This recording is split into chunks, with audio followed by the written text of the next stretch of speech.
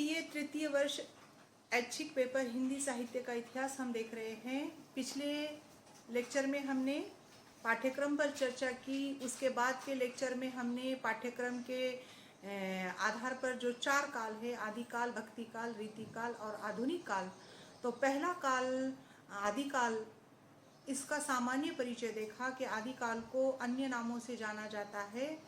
तो आचार्य रामचंद्र शुक्ल जी ने वीर गाथा काल ये नाम दिया है आदिकाल को, लेकिन पाठ्यक्रम में आदिकाल है। तो हमने आदिकाल के सामान्य परिचय में आदिकाल को अन्य किन किन नामों से जाना जाता है और किसने किसने आदिकाल को कौन कौन सा नाम दिया, इस पर हमने विस्तार से चर्चा की थी। आदिकाल का समय क्या है, तो हम यहाँ पर फिर से उसको रिवीजन के रूप में लेंगे कि पुनः हम उसके बारे में संक्षिप्त में चर्चा करेंगे कि आदिकाल यानी कि आरंभिक काल, शुरुआत का दौर, शुरुआत का आरंभिक काल जिसको कहते हैं। तो इसको बीजोपन काल भी कहा गया है, वीर गाथा काल कहा गया है, अपभ्रंश काल कहा गया है, संधि काल कहा गया है, उत्तर अपभ्रंश काल कहा गया है, बीजोपन काल कहा गया है। यानी कि अलग अलग नामों से इसको जाना गया। लेकिन आदिकाल को अब हम यहाँ पर मुख्य तौर पर देख रहे हैं कि मोटे तौर पर आदिकाल इसको कहा जाता है। तो आदिकाल को जानने के लिए आदिकाल की परिस्थितियां हमको देखना जरूरी है। आदिकाल की प्रेरक परिस्थितियां, प्रेरक यानी कि जो महत्वपूर्ण है, जिससे हम प्रेरणा ले सकते हैं, जिसको जानना हमारे लिए ज़रूरी है, ऐसी परिस्थितियां हम यहाँ पर इसकी देखने वाले हैं, जिसको हम एक उसकी पार्श्वभूमि भी कहेंगे आदिकाल की, हम उसके बारे में प्रस्तावना भी कहेंगे। तो सबसे पहले आदिकाल का समय हम यहाँ पर देखने वाले हैं कि 1050 विक्रम संवत 1050 से 1375 ये आदिकाल का समय माना जाता है। और मैंने पिछले लेक्चर में ये भी बताया था कि विक्रम संवत और ईस्वी सन में 57 वर्ष का अंतर है। 57 वर्ष का अंतर है, यानी कि आज के दौर में अगर से हमको विक्रम संवत और ईस्वी सन में अंतर देखना है, तो अगर से विक्रम संवत हम आज देखते हैं तो ये हो जाता है जैसे कि आज 2020 है, तो विक्रम संवत के अनुसार हम देखते हैं 2057 वर्ष यहाँ पर होता है, यानी कि प्लस हमको 57 वर्ष आगे चले जाना पड़ता है विक्रम संवत के लिए। और ईस्वी सन में आना है तो उसको माइनस 57 वर्ष हमको करना है, तो 2020 हो जाता है। अगर से हम यहाँ पर विक्रम संवत के रूप में देखेंगे 1050 से 1375, तो ईस्वी सन के हिसाब से जो है 1107 से 1432 से, यानी कि ईस्वी सन के रूप में हम आदिकाल को देखते हैं। तो उस काल में, आदिकाल में उसकी प्रेरक परिस्थितियां क्या थी। आदिकाल में हम देखते हैं कि आदिकाल की जो पार्श्वभूमि थी वो कैसी थी। तो हम देखते हैं कि आदिकाल जो है ये उस समय का बहुत ही त्रस्त काल था, यानी कि सारी जनता उस काल में बहुत त्रस्त थी, बहुत परेशान थी। क्यों? क्योंकि हमारे देश में उस समय आदिकाल में हमारे देश के जो राज्य है वो छोटे छोटे राज्यों में बट चुके थे। संघ राज्य नहीं था, छोटे छोटे राज्यों में ये राज्य बट चुके थे। राजाओं में आपसी ही वैमनस्य था, आपसी दुश्मनी थी, आपसी शत्रुता थी, आपस में लड़ते थे या छोटी छोटी कारणों पर एक दूसरे से, यानी कि एक ईर्ष्या द्वेष की भावना इनके मन में थी। और हम देखते हैं कि यहाँ पर राजनीतिक पतन होने जा रहा था। राजनीतिक पतन का यानी कि अव्यवस्था यहाँ पर चल रही थी। राजाओं का ध्यान अपनी प्रजा पर ना होकर सिर्फ अपनी सत्ता को लेकर, सत्ता के लोभ को लेकर, ऐशो आराम को लेकर, यहाँ इनकी सोच भी संकीर्ण थी, छोटी सी सोच थी। तो राजाओं का आपसी वैमनस्य और उनका दायित्वहीनता, प्रजा के प्रति जो दायित्व होना चाहिए था वो दायित्वहीनता यहाँ इनके अंदर हमको देखने को मिलती है, जिसके वजह से सामान्य जनता तत्कालीन राजाओं से त्रस्त थी, परेशान थी। इसलिए हिंदुस्तान का वो समय जो है गुलामी का काल भी कहा जाता है। गुलामी का काल भी उसको कह सकते हैं कि जनता जो है गुलाम बन चुकी थी, मानसिक रूप से गुलाम बन चुकी थी। तो हम देखते हैं कि उस समय का जो हमारा हिंदुस्तान है छोटे छोटे राज्यों में बढ़ गया था, और उस समय आदिकाल में ज़्यादा से ज़्यादा राजपूत वंश का राज्य था। पूरे देश में अधिक से अधिक राजा महाराजा जो थे राजवंश के थे, राजपूत वंश के थे। और उसके बाद हम देखते हैं कि शुरुआत हुई है दिल्ली का तोमर जो राजघराना था, वहाँ तोमर राजवंश था। उसके बाद अजमेर में पृथ्वीराज चौहान थे, कश्मीर के ललित दिव्य थे, कन्नौज के राजा भोज थे, मालवा के भुजा थे। ये सभी राजाओं का राज उस समय आदिकाल में अपने अपने राज्यों में था, लेकिन ये सभी आपस में लड़ रहे थे, आपस में शीत युद्ध चलता था, यानी कि छोटे मोटे युद्ध चलते थे, आपस में एक दूसरे को नीचा दिखाना, एक दूसरे के साथ विश्वासघात करना, यही इन राजाओं का षड्यंत्र होता था।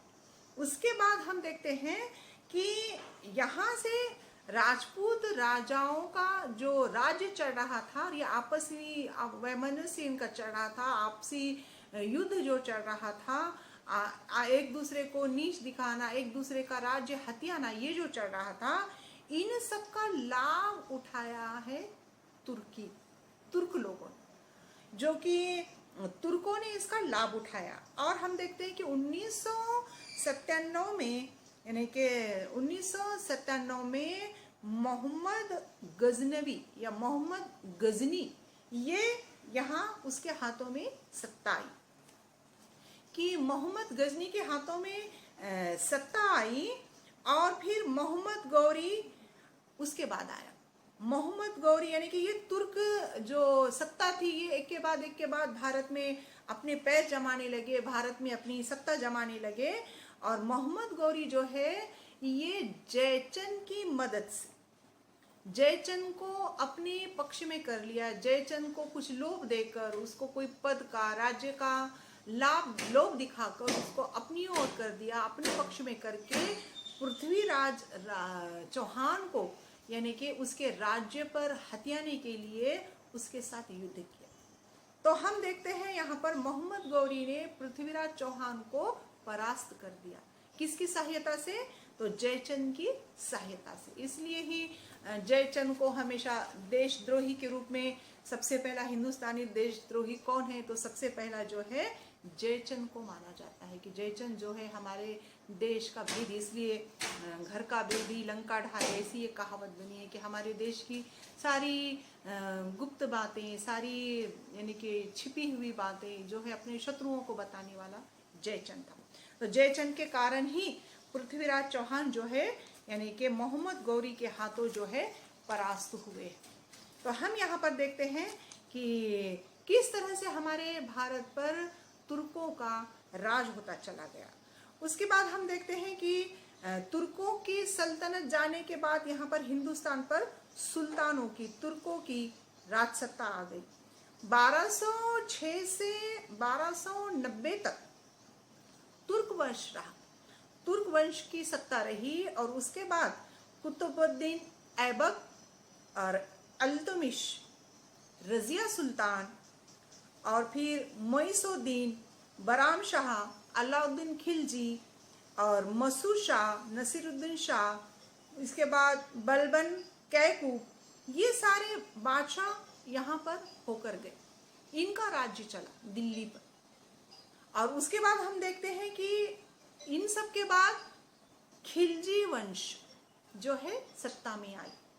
खिलजी वंश जो है सत्ता में आई 1160 से 1220 तक।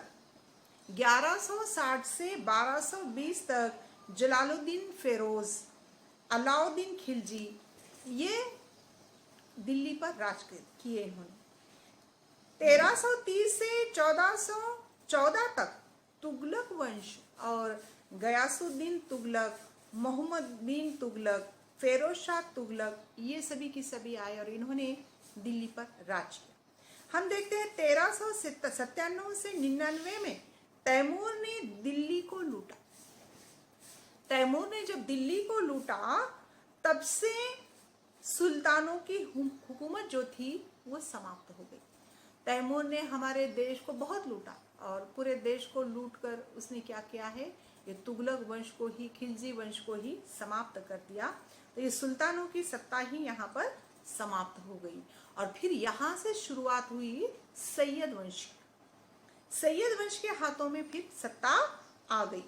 तो सैयद वंश के हाथों में सत्ता आ गई और फिर हम देखते हैं कि आदि काल के आरंभ में ही 761 से लेके 1200 तक का जो यानी कि राज था, ये राजपूतों से लेके तुगलक से लेकर हम देखते हैं कि रजिया सुल्तान वगैरह और फिर सैयद वंश तक आ गई।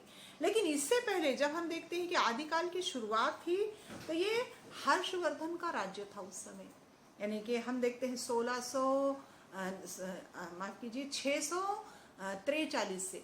643 के समय महाराज हर्षवर्धन जब इनकी मृत्यु हो गई, वहां से ही भारत का पतन शुरू हो गया। वहां से ही भारत की यानी कि नींव जो है डगमगा गई। वहां से देश जो है खोखला होता गया, विदेशी आक्रमण होते गए और विदेशियों को हमारे ही देश के लोगों ने यहाँ पनाह दी, यहाँ बसने दिया और धीरे धीरे विदेशी राजाओं के हाथों में हमारे देश की सत्ता आ गई।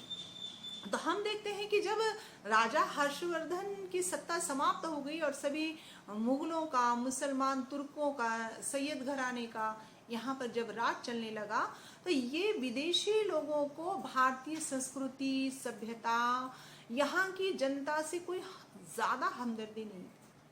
ये लोग सिर्फ सत्ता के लोभ को देखकर यहाँ पर आए थे, लेकिन धीरे धीरे फिर उन्होंने संस्कृति को अपनाया, सभ्यता को अपनाया, ये बात की बात है। लेकिन शुरू में ये जो सत्ता आई, ये सिर्फ सत्ता के लोभ से यहाँ पर आई। यहाँ की जनता से, यहाँ की संस्कृति सभ्यता से, यहाँ से उनको कोई लेना देना नहीं था, उनसे कोई हमदर्दी नहीं थी, उनसे कोई यानी कि अपनापन नहीं था। वो सिर्फ अपनी सत्ता को टिकाए रखने के लिए, अपनी सत्ता को बनाए रखने के लिए जिस मन से, जिस तरह से चाहे जनता से व्यवहार करते थे, अमानुष कभी व्यवहार करते थे, दुर्व्यवहार करते थे। उस समय आम जनता का जीना हराम हो गया था, आम जनता का जीना मुश्किल हो गया था। एक तो अपने ही राजाओं से वो परेशान थे, जो कि राजपूत वंश के राजाएं थे, जो आपस में लड़ रहे थे, मर रहे थे, कट रहे थे, एक दूसरे का राज्य छीन रहे थे, जिसकी वजह से आम जनता पीसी जा रही थी। चक्की में बिला वजह एक कहावत है ना कि गेहूं के साथ घुन भी पिसे जाते हैं। तो ये आपसी राजाओं की वैमनस्य के कारण युद्ध होते थे और उसका सारा यानी कि प्रभाव जो है आम जनता ऊपर पड़ता था। आम जनता को उसका नुकसान उठाना पड़ता था, उनके खाने के लाले पड़ जाते थे, उनका खाना पीना, रोजी रोटी, ये सब उनसे दूर होता चला गया और जिसकी वजह से जनता में त्राही त्राही मच गई, जनता त्रस्त हो गई, जनता परेशान हो गई। और दूसरी बात यहाँ पर यह भी है कि जब राजपूती राजाओं को सिर्फ अपनी सत्ता से ही प्रेम था, ऐशो आराम से ही प्रेम था, उनको सामान्य जनता से कोई लेना देना नहीं था। ऐसे समय में दूसरे जो वर्ण के लोग हैं वो ऊंच नीच भेदभाव ये बढ़ाने लगे। तब लोगों को ऐसा लगा कि भाई यहाँ पर भारत देश में धर्म के नाम पर जाति भेद माना जाता है, लोगों को वर्गों में बांटा जाता है। तो बहुत सारे लोग एक तो त्रस्त होकर भी इस्लाम धर्म कबूलने लगे थे, त्रस्त होकर भी इस्लाम धर्म अपनाने लगे थे, और कुछ जो है यहाँ की धार्मिक भावनाओं को ध्यान में रखते हुए कि ऊंचता नीचता, ये श्रेष्ठ है, ये कनिष्ठ है, ये भावनाओं की वजह से आम जनता का जीना मुश्किल हो गया था। तब जनता ने सोचा, आम जनता ने ये सोचा कि भाई ये हिंदू धर्म से रहने से अच्छा है इस्लाम धर्म स्वीकारा जाए, क्योंकि इस्लाम धर्म में ऊंच नीच, भेदभाव, छोटा बड़ा ये कुछ नहीं था। इसलिए ये आपसी वैमनस्य से तंग आकर, धर्म के भेदभाव से तंग आकर भी जनता ने जो है इस्लाम धर्म स्वीकार किया, और कुछ जो है तलवार के नोक पर भी, जिसको कहा जाता है कि इस्लाम धर्म स्वीकारने पर मजबूर किया गया। तो इस तरह से हम देखते हैं कि आदि काल की पार्श्वभूमि क्या है, कि आदि काल में यानी कि 647 तक हम देखते हैं कि हर्षवर्धन, महाराज हर्षवर्धन के राज्य तक हमारा हिंदुस्तान ठीक ठाक था।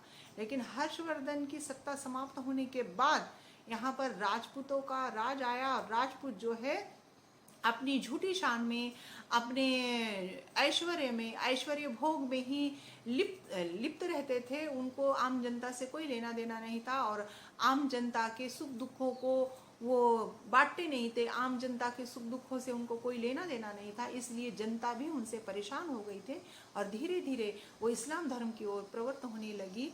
या फिर उस समय इस्लाम सत्ता ही जब भारत में आ गई तो मजबूरन से ही सही, तलवार के नोक पर से ही सही, लेकिन इस्लाम धर्म वो कबूलने लगे थे, इस्लाम धर्म वो स्वीकारने लगे थे। और इस तरह से यानी कि आम जनता जो है आदिकाल में गुलामी का जीवन जी रही थी, आदिकाल में ये त्रस्त हो गई थी। तो हमको अब यहाँ पर ये देखना है, ये हमने आदिकाल की पार्श्वभूमि देखी, आदिकाल का हमने प्रस्तावना देखी कि भाई आदिकाल की शुरुआती दौर हमारे देश में, हिंदुस्तान में कैसा था। उसके बाद हम आगे आगे एक एक मुद्दा लेकर हम हमारी आदिकाल की प्रेरक परिस्थितियां हम देखने वाले हैं।